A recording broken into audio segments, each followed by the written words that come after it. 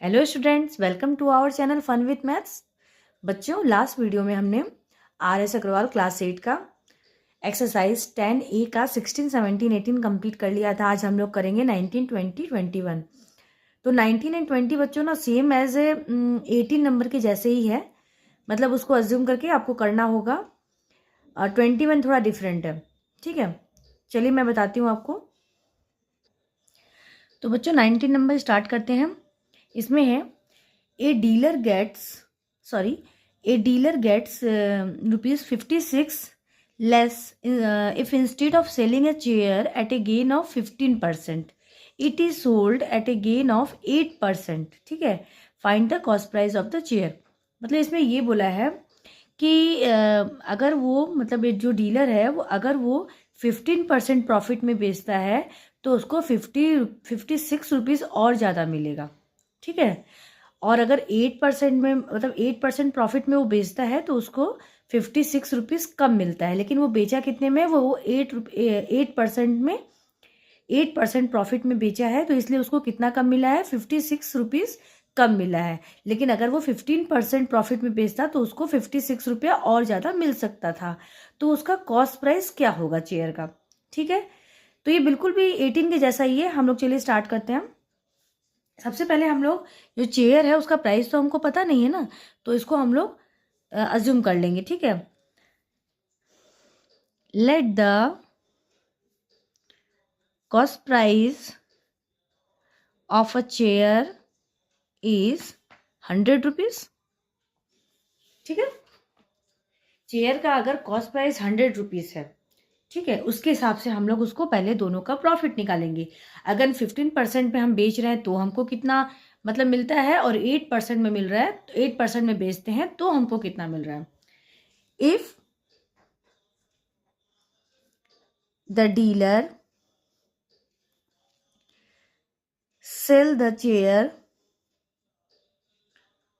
Eight 15%, तो क्या होगा, गेन हमारा हो जाएगा 100 का 15%, इट्स मीन 15 रुपीज। तो सेलिंग प्राइस हमारा क्या होगा, 115 रुपीज। ठीक है, सेलिंग प्राइस हमारा क्या हो जाएगा, 150 रुपीज। और हमारा कॉस्ट प्राइस तो हमको पता ही है 100। ठीक है, ये आपका if the dealer sell the chair at 15% तब। और अगर इफ द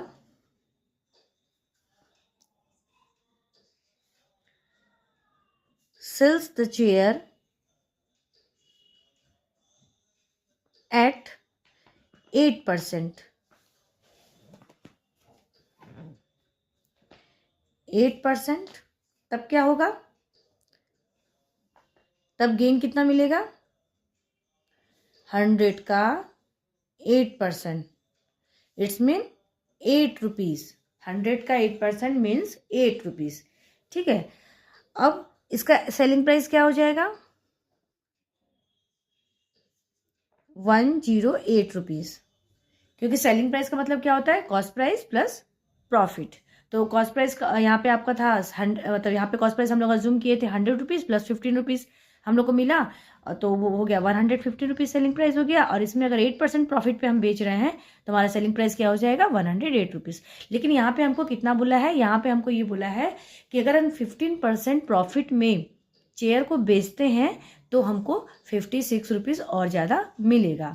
ठीक है, और 8%, लेकिन वो कितना बेचा है, वो 8% में बेचा है। ठीक है, 8% प्रॉफिट में बेचा है। तो सर हमको डिफरेंस हम लोग को ऑलरेडी दे दिया है।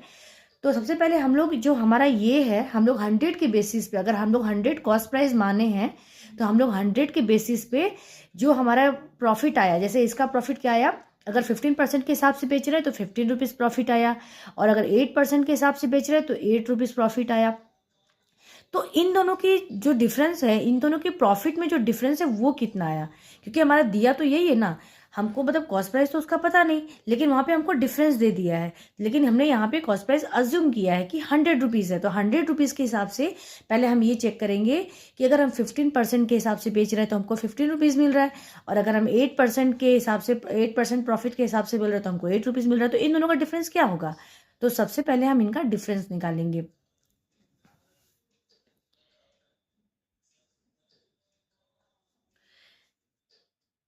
Difference in profit. Difference profit में कितना डिफरेंस है? 15 रुपीज माइनस 8 रुपीज। कितना आया?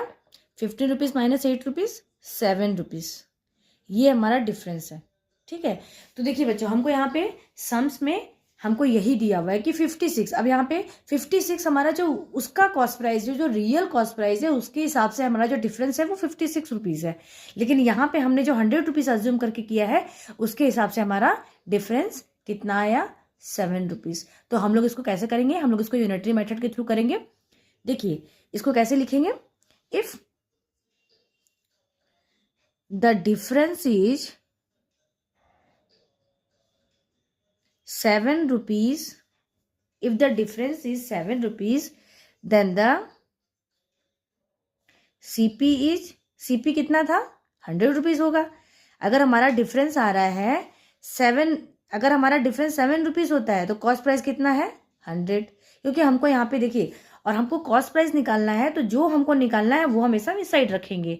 तो हमको डिफरेंस पता है, ठीक है, तो डिफरेंस हम इस साइड रखें, क्योंकि हमको जो एक्चुअल जो रियल कॉस्ट प्राइस है वो हमको मतलब पता नहीं, वो तो हमको पता नहीं है ना। हमको तो यहाँ पे डिफरेंस ही दिया है, तो हम लोग उसके बेसिस पे सम्स कर रहे हैं।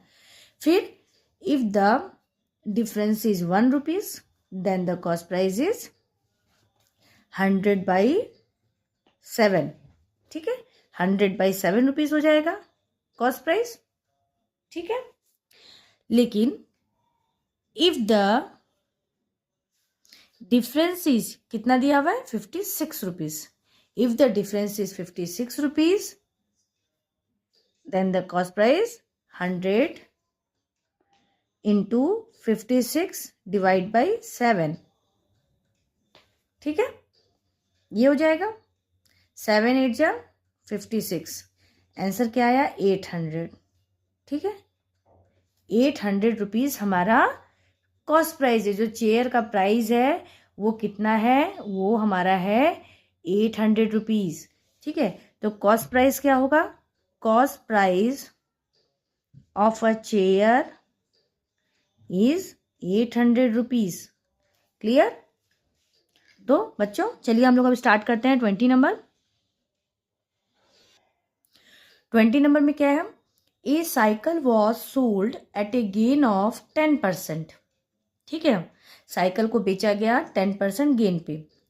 Had it been sold for 260 more, अगर वो 260 में और बेचा जाए तो the gain would have been 14%। ठीक है, अगर 260 रुपया और ज़्यादा में हम उसको बेचते हैं तो हमको कितना प्रॉफिट हो जाएगा? 14% हमको प्रॉफिट होगा। Find the cost price of A cycle. ठीक है, यहाँ पे हमको डिफरेंस दिया हुआ है और प्रॉफिट परसेंट भी दिया हुआ है।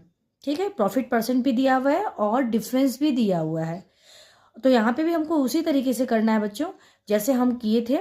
यहाँ पे भी हम पहले आपका साइकिल का कॉस्ट प्राइस अज्यूम कर लेंगे। यहाँ पे हम लिखेंगे क्या? Let the cost price of a cycle is 100 rupees. ठीक है, तो अगर हम उसको यहाँ पे देखिए अलग अलग हमको यहाँ पे प्रॉफिट परसेंट तो दिया हुआ है और यहाँ पे हमको डिफरेंस भी निकाल के दिया, मतलब हमको दोनों सब कुछ दिया हुआ है, सीधे हमको निकालना है। तो यहाँ पे सबसे पहले हम डिफरेंस निकाल लेते हैं। ठीक है, अगर हम 10 के हिसाब से बेचेंगे तो हमको प्रॉफिट कितना हो जाएगा? अगर हम 10% प्रॉफिट के हिसाब से बेचेंगे, if the cycle was sold at a gain of 10%, if the cycle was sold eight gain of 10%, तो प्रॉफिट क्या होगा हमारा? प्रॉफिट हो जाएगा 100 रुपीज़, क्योंकि यहाँ पे हम लोग कॉस्ट प्राइस क्या अज्यूम किए हैं? 100 रुपीज़। ठीक है, तो 100 का 10% कितना हो गया? 100 का 10% 10 रुपीज़ हो गया।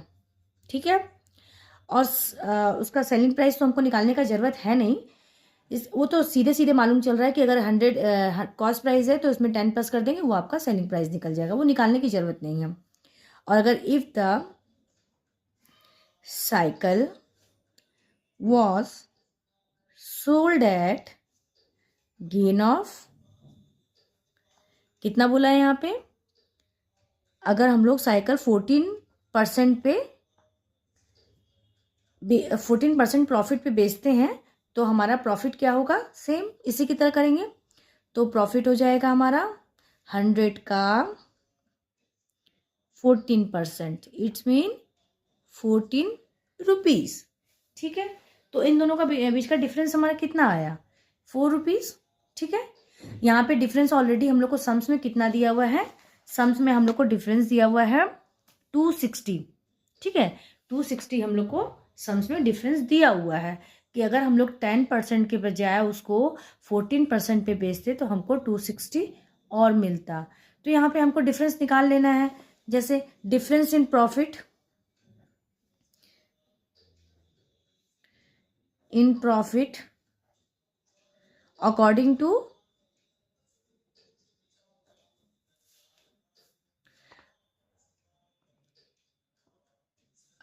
To the cost price. Cost price क्या है हमारा, 100 रुपीज़ है। ठीक है, तो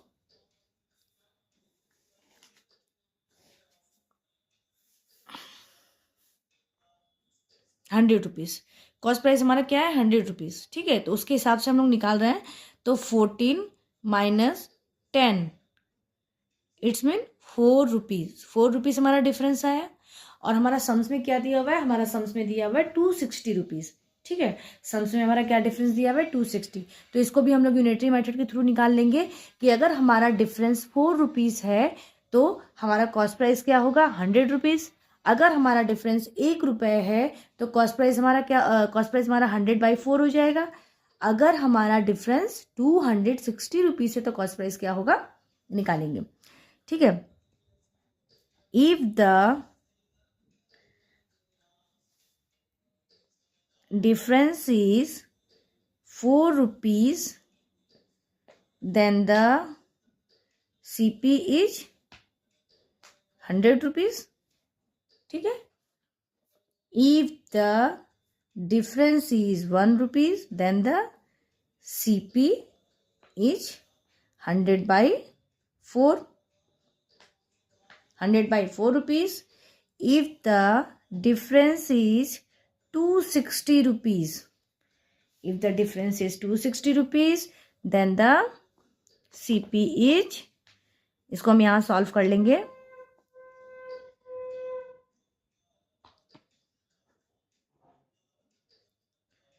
फोर 1 जा 4, 4 6 जा 24, 4 5 जा 20, आ गया 6500। ठीक है, रुपीज़। ये हमारा साइकिल का कॉस्ट प्राइस आ गया। ठीक है, तो इसका आंसर आएगा, यहाँ पे हमारा क्या पूछा है, यहाँ पे पूछा है find the cost price of A cycle. ठीक है, वही सेम पूछा है। तो आंसर,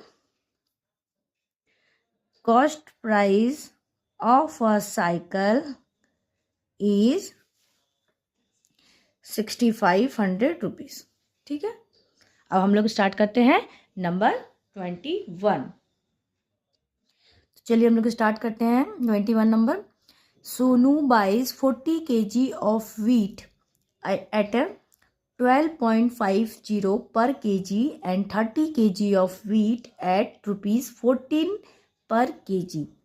मतलब 40 kg जो वीट है वो कैसे खरीदा, वो 12.5 रुपया पर kg के हिसाब से खरीदा, और 30 किलो वीट वो 14 रुपया पर kg के हिसाब से खरीदा। तो सबसे पहले बच्चों हम लोग इसका cost price, total cost price निकाल लेंगे। At what rate per KG should he sell the mixture to gain at 5% whole. ठीक है, यहाँ पे क्या बोला है कि हम लोग उसको कितना, किस रेट के हिसाब से,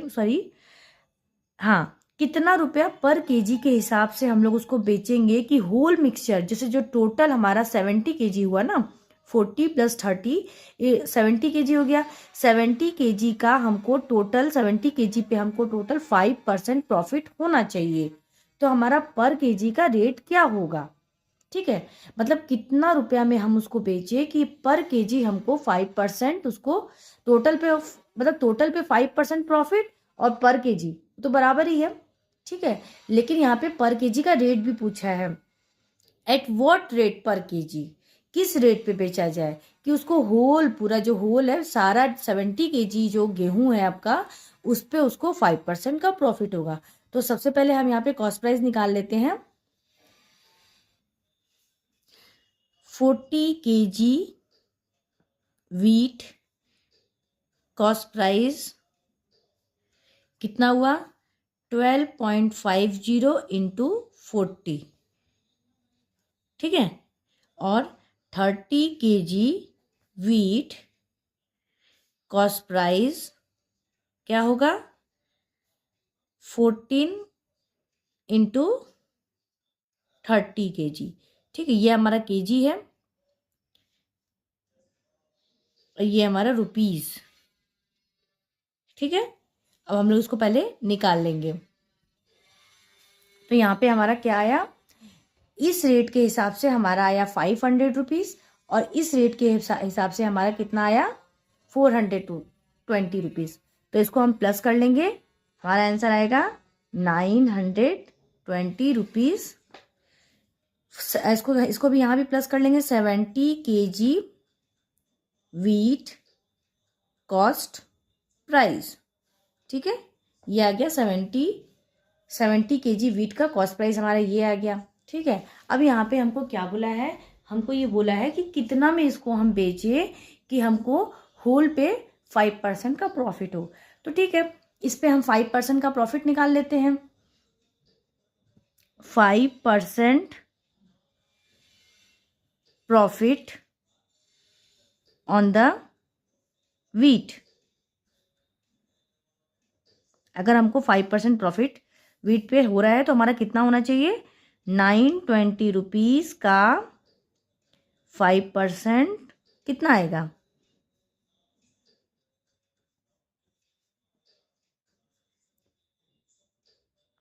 46 रुपीज़। कितना आया, 46 रुपीज़। ठीक है, हमको मतलब 920, अगर 70 किलो गेहूं का 5% प्रॉफिट हो रहा है तो 5% हमारा प्रॉफिट कितना आएगा, 46 रुपीज़। क्लियर। ठीक है, तो अब देखिए 46 रुपीज़ हमारा प्रॉफिट आ गया। अब हमको पूछ रहा है कि हम लोग 1 किलो कितना रुपया के हिसाब से उसको बेचते हैं। तो सबसे पहले उसके लिए हमको क्या निकालना पड़ेगा, सबसे पहले हमको उसके लिए सेलिंग प्राइस निकालना पड़ेगा। ठीक है, तो यहाँ पे लिखेंगे selling price of the 70 kg wheat. ठीक है, 70 केजी वीट पे, सॉरी 70 केजी वीट का सेलिंग प्राइस क्या होगा, कॉस्ट प्राइस हमारा क्या था, cost price plus profit equal to क्या होगा, सेलिंग प्राइस। तो कॉस्ट प्राइस हमारा क्या था 920 रुपीज़, प्रॉफिट हमारा आया 46 रुपीज़, तो हमारा सेलिंग प्राइस क्या आएगा 966 रुपीज़। ठीक है, तो ये हमारा हो गया 70 केजी का सेलिंग प्राइस। ठीक है, 70 केजी का सेलिंग प्राइस। तो 1 केजी का कितना होगा, ये तो हो ही जाएगा। If the price of 70 KG, sorry selling price, यहाँ पे लिखेंगे selling price of 70 kg wheat is 966 rupees, then the selling SP of 1 kg wheat is 966 divided by 70। ठीक है, अब इसको हम सॉल्व कर लेंगे। सॉल्व करने का इसका हमारा आएगा 13.80 रुपीज़ पर केजी। ठीक है, इसको हम सॉल्व कर लेंगे। ये हमारा रुपीज़ में आएगा 13.80 पर केजी। ठीक है, मतलब 1 किलो अगर हम लोग जैसे 70 केजी का टोटल हमारा कॉस्ट प्राइस क्या आया था 920 रुपीज़। तो अगर मतलब 70 यहाँ पे हमारा पर केजी का, तो हम लोग सबसे पहले 70 केजी का सेलिंग प्राइस निकाल लिए, उसके बाद फिर पर केजी निकाल लिए। ठीक है, तो हमको यहाँ पे और कुछ नहीं पूछा है, बस यही पूछा है कि at what rate per KG, यहाँ पे पूछा है at what rate per KG should he sell the mixture, मतलब कितना रेट में वो बेचेगा, कितना रेट में वो बेचेगा। तो यहाँ पे यही निकला हमारा 13.80 पर केजी में वो बेचेगा। ठीक है, तो यहाँ पे हमारा, तो बच्चों अगर आपको मेरा वीडियो पसंद आया है तो मेरे चैनल को लाइक एंड सब्सक्राइब ज़रूर कीजिएगा और मेरे चैनल को ज़रूर विजिट कीजिएगा। Thank you.